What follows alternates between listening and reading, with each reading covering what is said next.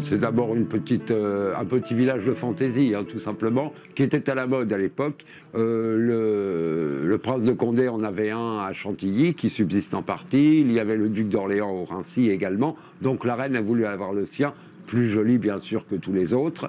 Mais il ne faut pas oublier quand même qu'il y avait une dimension d'éducation pour le dauphin également, dans l'esprit de Jean-Jacques Rousseau, qui avait écrit l'Émile, comme on sait, dont le sous-titre est de l'éducation.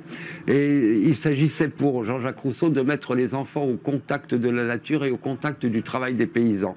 Donc il y a également au hameau une dimension de formation du dauphin à son futur métier de roi.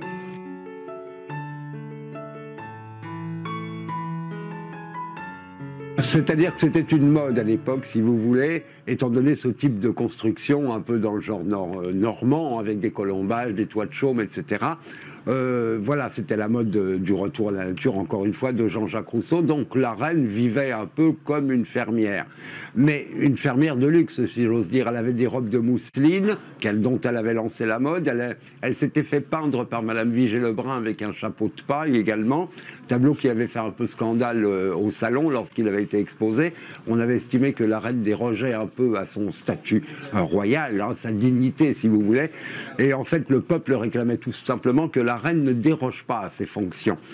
Donc la reine était revenue en arrière. Marie-Antoinette était retournée à ses véritables fonctions de reine.